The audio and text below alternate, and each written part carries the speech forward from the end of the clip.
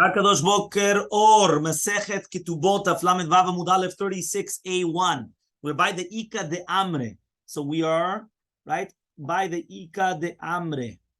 There are those that say, okay, it says we're right before the two dots. Ika de Amre. There are those that say Arayot. What does it mean now when it says Arayot? Chayve mito bedin v'chayve kritut. Both of them. When it says Arayot, it's anything which is even a death penalty through bedin or through kritut, karet. The shniot and the secondary of arayot is chayve lavin. It's going to be chayve lavin. Mani, who is this? Rabbi Shimon ben Menasya. It's Rabbi Shimon ben Menasya that he says that any woman that you could actually leave her to get married to you, there's no knas. And even though the kiddushim is tofsim, because according to him, when it says velo tiyeh isha, it means that isha reuya lekayma, that you're able to stay married to her. Okay, fine. Two dots, right? We're by the two dots. We said that a woman that she comes, she got married through the mother or brother. She got married through them because the father died. She was a yitomah. And then she comes and she renounces the marriage. There's no knas or pitui. Why? Because we say that she's not cheskat betula anymore. Says the Gemara, haktana be'alma, but it's mashma from here, that if it's stam haktana, and it's not this girl, right? Itla, she does get a knas. Mani, who is this? It's obviously Rabbanan. Right, because the Rabbanan say aktana, she does get a knas. Ema seifa, because according to the other shita, if you remember, right, the ones that argue on the Rabbanan, they said that it's only a na'ara that gets it, not a ktana. So says the Gemara, ema seifa. Let's see the seifa. Ailonit and lo knas velo pitui. An ailonit, which is a woman that she cannot have children whatsoever, she doesn't have a knas or pitui if she was violated or seduced. Atal Rabbi Meir. So that comes like Rabbi Meir. So what's going on then? Right, this is going like Rabbi Meir. So he comes and he says, "De amar ktana en la knas." And he says, "Ktana does not get a knas." Vehami katnuta yatzta lebeged. He says, "One second, I thought that from the ma'amad of the ktana, she goes straight to bagrut, and therefore there's no narut exactly. So therefore, since a ktana does not get a knas, so an ailonit also does not get it. Right? Why? Because there's no such thing as a knas by ailonit. So reisha rabbanan. Does it make sense that the reisha is going like rabbanan? That even a ktana, even a minor gets knas, and then the seifa is Rabbi Meir that a minor does not get knas, and that's why the ailonit doesn't get it because it goes straight from the ktana to bagrut and it doesn't have an ara at all. Maybe you're going to tell me the entire Mishnah, the entire Braita is Rabbi Meir. Maybe Rabbi Meir holds like Rabbi Yehuda to do with mima'enet, that even a nara she could come and she could be mima'en min kiddushim of the mother and the brother, which means according to Shitat Chachamim, miyun could only be done until she's a na'ara. According to Rabbi Yehuda, even when she's a na'ara, she could still do miyun. So says the Gemara, do you think that really be'emet Rabbi Meir holds like Rabbi Yehuda? We learned in a Braita, until when can the daughter do miyun? According to Rabbi Meir, when she brings 2 pubic hair. The second that she becomes puberty, kamarnu, that's it, she cannot do any more miyun. These are the words of Rabbi Meir. Rabbi Yehuda says, until you have more black hairs, meaning that you have more hair than white, which means that it's not just you have 2 sarot and everything. It has to be that you see more black than white, which means that you see more, there's hairs there. I mean, that's not just 2 pubic hairs. So it's Mefurash Rabbi Yehuda, Rabbi Meir argues on Rabbi Yehuda. Rabbi Meir does not hold like Rabbi Yehuda. Rabbi Yehuda says, you're right. But according to Rabbi Meir, the second is 2 pubic hairs. That's it. So Rabbi Meir cannot hold that even if she's a na'ara, she will be able to do miyun. So says the Gemara, Ella Rabbi Yehuda, he really be'emet, it's Rabbi Yehuda himself. Uva ktana, but to do the ktana, savala Rabbi Meir, he holds like Rabbi Meir that a ktana does not get a knas. So says the Gemara, savala, does he hold like Rabbi Meir that a ktana does not get a knas? The Amar Rabbi Yehuda Amarav says even the Rav, Zudiv Rabbi Meir, these are words of Rabbi Meir.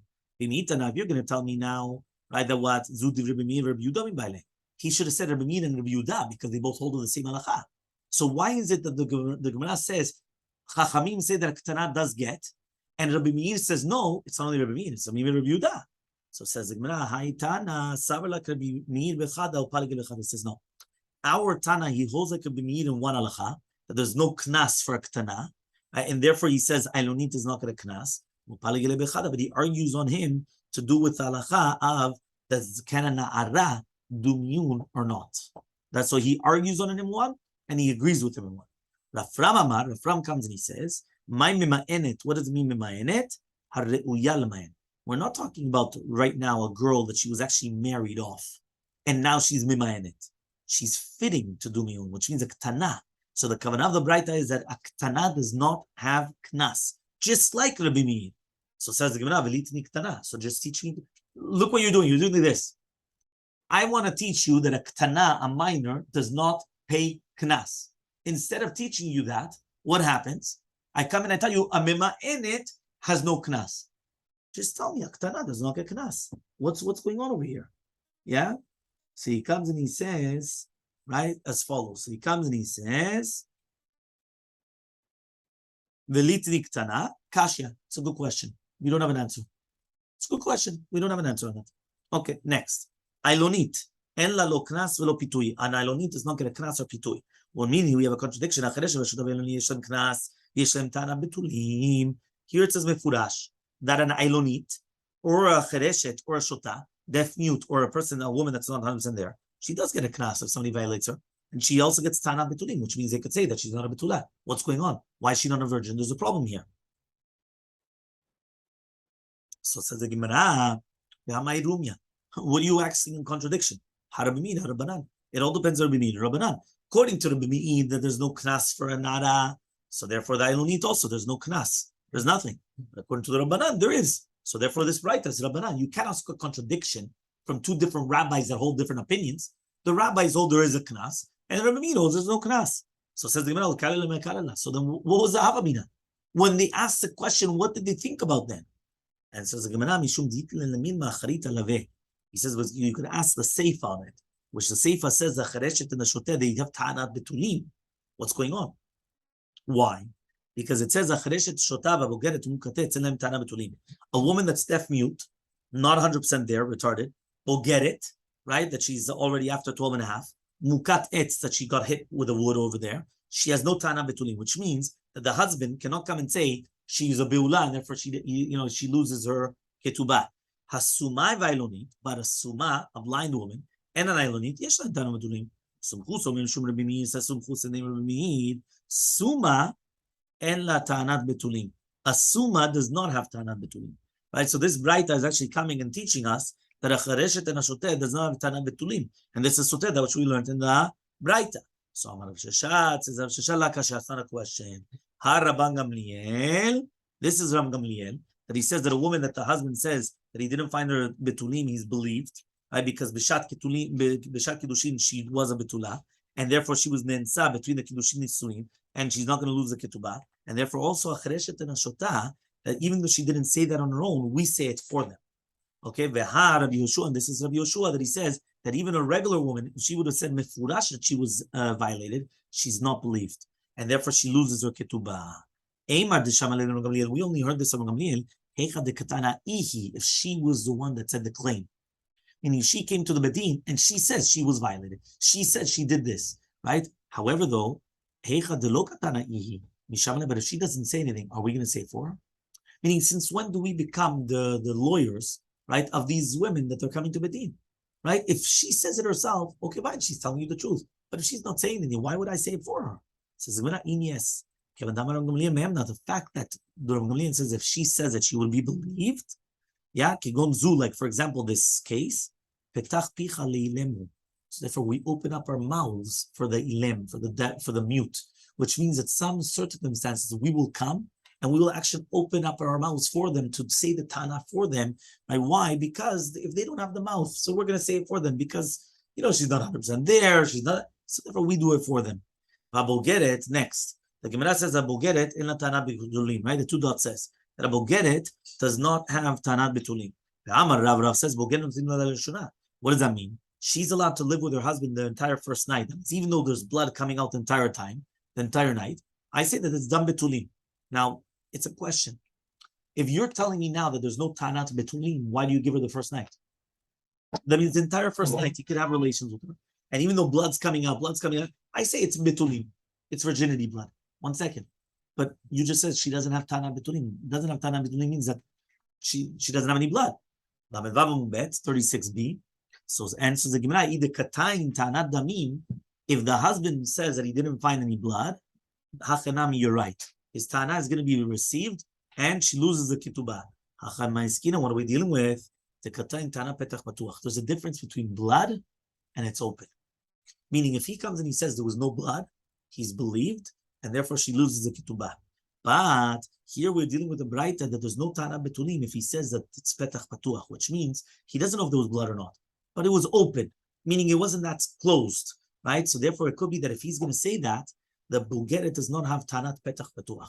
Why? Because naturally, the more that she grows, the more that it opens up, it widens up, and therefore it's not going to be that closed anymore. Okay, fine. Sumchu somen mishum Rabbi. Sumchu says the name Rabbi. Suma en la tana betulim. Suma does not have tana betulim. My tama, that means a blind woman does not have any tana of that she's not a virgin. My tama, what's the reasoning of Sumchus? Amar bizera, right? It says over here, right? It says Rabbi Zera, since she's blind, she falls and things like that. So therefore, she could even lose her betulim. She doesn't realize she's blind. She doesn't see what's going on, and she falls and there's that. So therefore, that's why there's no tana betulim. So says what? Everybody falls. Everyone falls. So no. Everyone, even if a woman falls, she'll show to her mother, and the mother will say, "You just lost your virginity," or things like that. She doesn't see anything, so she doesn't see that she's bleeding and there's that. So she's not going to show it to her mother. Okay, next. Hayotzet michum shemra. If a woman comes out from her marriage because of a shemra, there's no knas, no tashumi p'tiyui. Says the Gemara, hayotzet mishum shemra. But skila, I don't understand you. If she has a shemra, that means she went and she cheated on her husband, she gets killed. She's bat skila. You understand? So therefore, he comes and he says, so why in the world, right, would this happen? Yeah, so he comes and he says as follows. Yeah, he comes and he says like this. Yeah, Amar Rav Sheshat says Rav Sheshat, Hachi Kamar. This is what it means to say. Mishi Yatzah le'Hashemra b'yalduta. If a woman has a bad name when she was younger, that she was a prutza, that she was promiscuous, meaning you already know this girl is she's been sleeping around, doing these things. So what happens? En la lo knas lo pitui. There's no knas or pitui. So Amar Papa says, Shema mina we learn from here. Haishtar rea lo magbinam be. If you have a shtar chov, which people say that it's probably forged, you can't collect it. Why? The same thing. Meaning this girl, she has a bad name. Why does she have a bad name? Because she's been she's not going to have tana betulim. Because when you got married to her, you already know that she probably wasn't a betula. So says what's the case? If you're going to tell me that this document had a rumor that it was already forged, you're going to tell me that you're going to tell me that she was a nara, that she had rumors that she was doing, not appropriate things. Rava says, if she has this name, we're not going to do choshesh for this. She's permitted even to get married to a kohen. Meaning, we don't care about this rumor. But rather, there were two witnesses that came and they said this. So the Nara wanted to do an avera with us, so we didn't want. The two witnesses came and they said that this guy came to us in order to forge this document.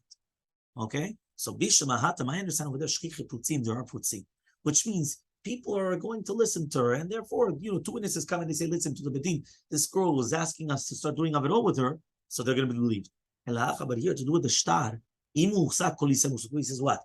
If this is a chazakah, that they're a desheket, all the other Jews are also a desheket, meaning we don't suspect everybody to be false witnesses. To do this znut, you can always find people that want to do, immoral and improper things. So it says, you're right. Since he's looking for people to forge a document, we're going to say that he actually did forge this document, and it's going to be prohibited.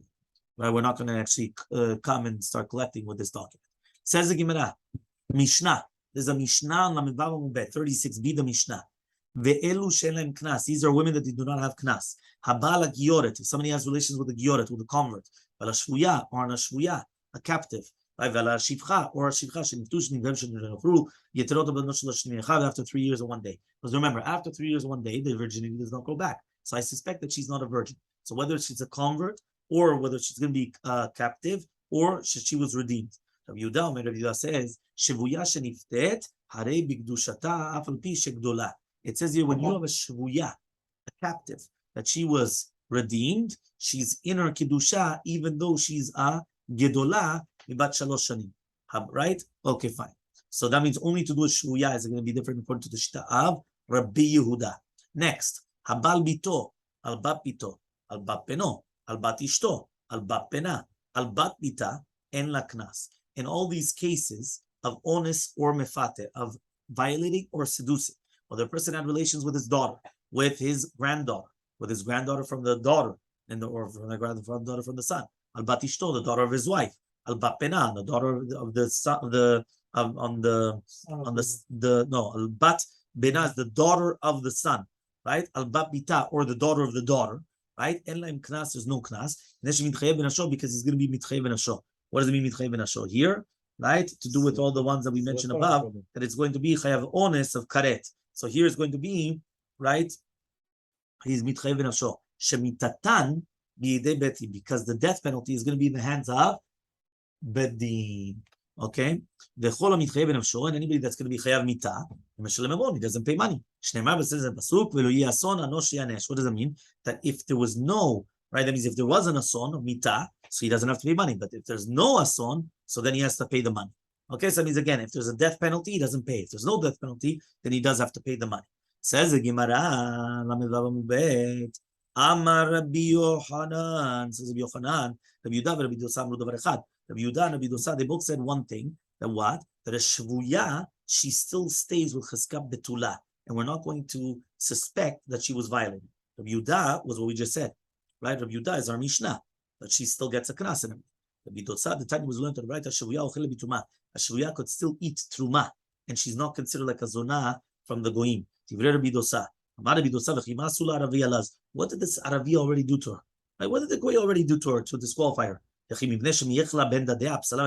he started fooling around between her chest, right? That means basically, it's true, he probably did fool around with her, but only in the chest area. It wasn't that mama she had relations with her. So therefore, because of that, she's going to be prohibited to the kehuna. So Amar Rabba says, Dimalohi, maybe it's not so.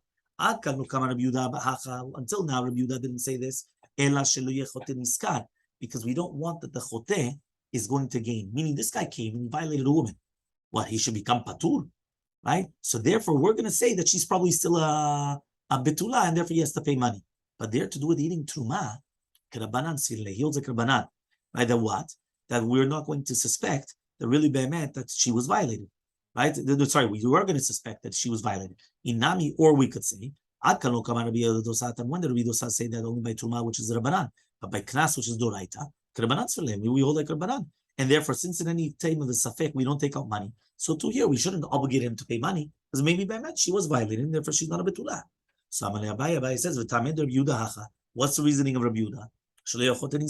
We don't want the guy sins and he gains. I think that was one of you guys said before. Imagine this guy, he comes, violates a woman, he's patur. Why? She happened to be captured a year ago. So because of that, he's patur. This guy just violated a woman, he should pay the knas. So he says, Vatanya, we learned in the right Rabbi Yudah says, if a woman is captured, she's still in her kedusha, even if she's going to be, that she was captured by 10 years old, and she still gets a ketubah matayim. There has nothing to do with there has nothing to do with the person that he violated, that we don't want him to gain because he did a sin. Right? The ketubah is 200. Ma kesher akshav choten iskar. Says the Gemara, no. Hatam nami, there also, dilma mimnai v'lo nasvile. If we didn't keep her ketubah 200, maybe nobody would get married to her. So we purposely kept her ketubah 200 in order that really we probably think that she was already a beula, because they probably violated her when they took her into captivity. But maybe, but we just wanted to keep the ketubah 200 so people could get married to her. He says, what? Are you going to tell me that Rabbi Yudah holds that she's still pure? Tanya, we learned to the right. If you come and you redeem a shvuya, you should get married to her. Right? You're allowed to go, but if you come and you testify that she's pure, and now you can't get married to her. Right? Why? Because now we're going to come and say that we're thinking, obviously it's not true. Right? Rabbi Yudah says, you should never get married to her. So says the Gemara, that itself is the question. You just told me that if you redeem the shvuya, you said you should get married to her, and then you told me 2 minutes later, and then you told me, that if you testify that she's pure, you shouldn't get married to her. What? Because you testify that she's pure, then you're not allowed to get married to her? Says the Gemara, no, it's not a question. Haki kaman, this is what it means to say. Hapodet shvuya, if you redeemed the shvuya and you or me'id that she was pure, you should actually get married to her. Okay, why? Because you know for sure that she wasn't violated, so it's fine. But if you only testify about her, you cannot get married to her. Because then we're going to suspect that maybe you're testifying about her just to get married to her, but not be'emet that that she's actually pure. But it's still a question of Rabbi Yehuda. Papa says, Rabbi Yehuda says, he said the opposite. Whether you do redeem her or not, you could get married to her. Again, here we're talking about a Kohen getting married to her. Because if it's a Yisrael, there's no problem. It's talking about a Kohen. Because obviously the Kohen, he's got an interest in him saying now that she was pure. Because if she's pure, so then he could get married to her. If she's not pure, he shouldn't know. So therefore, obviously, we're not going to believe him. Now, if one of the really, it's like what we said. Rabbi Yehuda was going in the shita of the rabbis. Lididi, according to me, benkach, he said no matter what, he could get married to her, right? Because she's a cheskab betula. But according to you guys, benkach lo yisayna. You guys should say that you should never get married to her, right? Whether it's that you testified or you didn't testify, you redeemed her. The rabbis say no. If you come and you redeem a shvuya, you could get married to her, and you could actually testify about her. You could get married to her. Why? Because the person wouldn't throw out his money for nothing. Meaning the fact that he put money to redeem her, it's for sure that she's pure. Because if you have a doubt, you wouldn't put your money there, right? People only put their money in something which is safe, something which is certain, not in the stock market, right? Only in places which are certain. Why? Because he knows he's going to redeem her, ala safek, that maybe she's not a betula and then he can't get married to her. Obviously not. So if he's redeeming her and putting his money where his mouth is, it means that she's 100% pure. So but if he's only testifying about her and he doesn't redeem her, lo yisana, then no. Why? But maybe he put his eyes on her. He wanted to get married to her. So what happens? He's not putting his money to it because really she wasn't pure. But he comes and testifies, yeah, she's pure. In order to get married to her. There we don't let him get married to her. That's why the rabbis made a differentiation between whether it was only if he testified or if he also put his money to it. So that's why the rabbi said that sometimes yes, sometimes no. According to Rabbi Yehuda, you could always get married to her. Rami later Papa Bashwan later Rabbi Yosef. So ask the Papa Bashwan to Rabbi Yosef, right? So he comes and he says the Savar Rabbi Yehuda on the top. Rabbi Yehuda comes and he holds that she's still pure. Tanya, we learned in a Braita. What happens if right now a Gioret, she comes and she converts? She was a Goya, she converts. And now she sees blood. Okay? On the same day that she converted. Rabbi Yehuda says, right now she's impure. And she goes forward. Rabbi Yosef comes and he says, she's like all the other women. What does that mean? And she's going to be from Metlet means you go backwards 24 hours. Or is from the last time that she checked. That means basically, or the shortest of the two. Whether it's because sometimes it could be that she didn't check for more than 24 hours, and sometimes she checked within the 24 hours. So we go back retroactively maximum either 24 hours or and she has to wait 3 months until she gets married in order to make sure that she wasn't pregnant from before converting. These are the words of Yehuda. Rabbi Yosef comes and he says she's going to be permitted to get married and to do everything immediately. She's going to be permitted. Right? Why? Because he comes and he says that we're going to look at this Yoret in a cheskat shini vela, but according to this, so even a shuya should be the same thing. So why is Rabbi Yehuda coming and saying that she's the cheskat betula? So the Gemara is going to answer no. Right? Elmaleh comes and he says, right, Yoret to shuya karim. You're asking a contradiction from Yoret to shuya. Yoret lo minatan anasha. Yoret never watches her body. Why? Because before she was converted, what does she care? She's a goya. It's okay. Shvuya minatan anasha, but a shvuya, she always tries to protect herself. She doesn't want to come and have the relations. So she's going to protect herself without doing anything foolish. Let us continue.